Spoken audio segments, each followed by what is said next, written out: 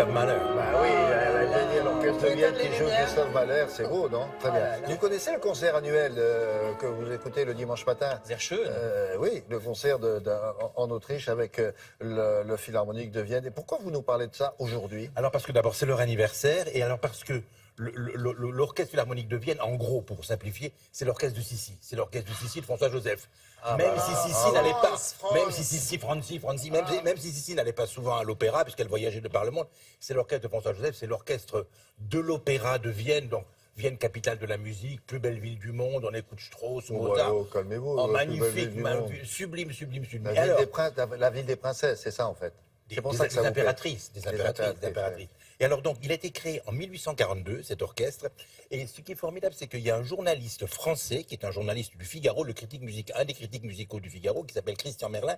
Il a écrit la biographie de cet orchestre, mais pas en la racontant par les chefs d'orchestre prestigieux, Laurine Mazel, Karajan, Gustave Mahler, ni même par les œuvres qu'il joue, en recensant tous les musiciens qui ont composé, les 851 musiciens qui, depuis 1842, il a fait des biographies de tout le monde? Non, il a recherché les pupitres, la musique, la décence. Parce qu'il a considéré que l'orchestre est fait par les sonorités qu'engendrent ces musiciens-là, et pas du tout par des... Parce que c'est eux qui choisissent leurs chefs musicaux. Ils font des auditions pour les nouveaux musiciens qui arrivent. On fait des auditions à l'aveugle, si vous voulez. Donc ce sont des divas, des emmerdants, prétentieux, mais géniaux. Des musiciens extraordinaires, mais magnifiques. Alors vous savez, la spécialité de l'orchestre de Vienne, les hautbois, les corps et les timbales viennoises à tomber par terre, évidemment, magnifique, magnifique, magnifique. Alors, ce livre est sorti en français et il a été traduit en allemand à partir du texte français. Donc, nous sommes allés donc à Vienne, dans l'opéra de Vienne, le poste le plus convoité du monde, directeur de l'opéra de Vienne. Vous avez failli rester, hein? J'ai failli mourir, de joie. De bonheur. Quelle belle mort. Vous savez, directeur de l'opéra de Vienne, c'est le poste le plus convoité de tous les directeurs d'opéra. Tout le monde veut être directeur de l'opéra de Vienne. C'est encore plus beau, c'est encore plus beau.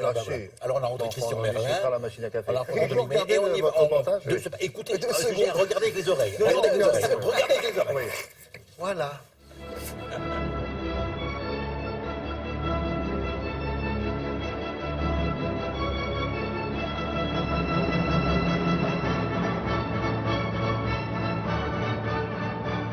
L'Orchestre Philharmonique de Vienne est un des principaux orchestres symphoniques du monde. C'est un orchestre qui joue énormément puisque nous représentons 300 représentations chaque année.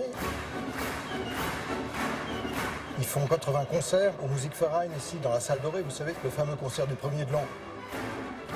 Tout est venu de Beethoven, figurez-vous, parce que Beethoven cherchait un orchestre pour créer sa 9e symphonie. Beethoven, qui était déjà sourd, voulait un premier violon spécifique, qui était le premier violon du quatuor à cordes, qui a joué tous ces quatuors à cordes. Et donc il s'est retourné vers l'orchestre de l'Opéra de Vienne. C'est le seul orchestre au monde qui fonctionne avec, d'une part, une activité de l'opéra, et puis par ailleurs, une activité de coopérative qui lui permet, au fond, de jouer toute la musique symphonique dans le monde entier.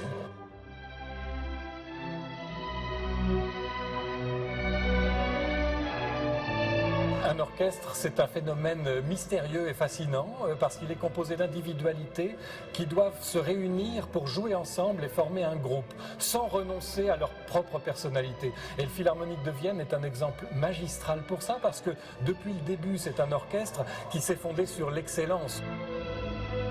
C'est un orchestre de divas, mais en même temps, ils ont cette capacité à ressentir la musique ensemble et à réagir ensemble à des impulsions. Je voulais savoir qui avait forgé le son unique de cet orchestre. Et ça passait pour moi par établir tout simplement le registre de tous les membres depuis la création. Ça fait 851 noms. Et pour chacun, d'essayer de reconstituer leur biographie pour savoir qui ils étaient. Qui sont ces personnalités dont la fusion fait cette magie de la musique qu'on entend à Vienne.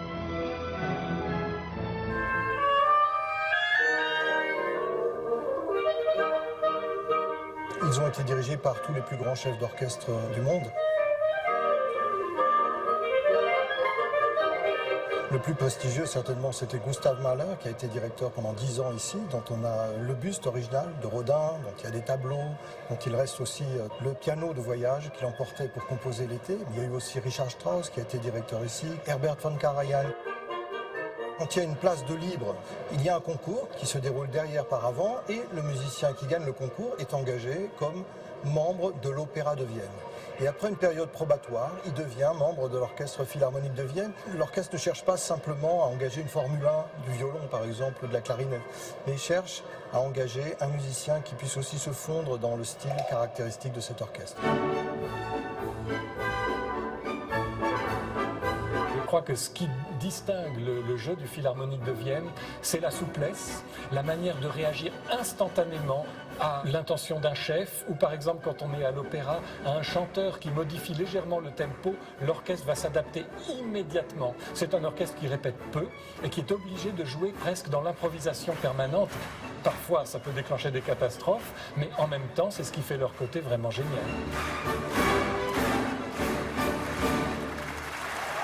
Oui. Alors, il y a un coffret, sujet Oui, magnifique, oui. il y a un coffret sur regardez, qui a enregistré l'Orchestre Philharmonique de Vienne. D'accord. Il y a le fameux livre de Christian Merlin chez Buchet-Chastel en français et surtout, je voulais apporter sur le plateau, en allemand, qui était traduit. C'est rare qu'un bouquin sur un sujet allemand soit décrit d'abord en français et après en allemand. Et c'est une somme, une somme.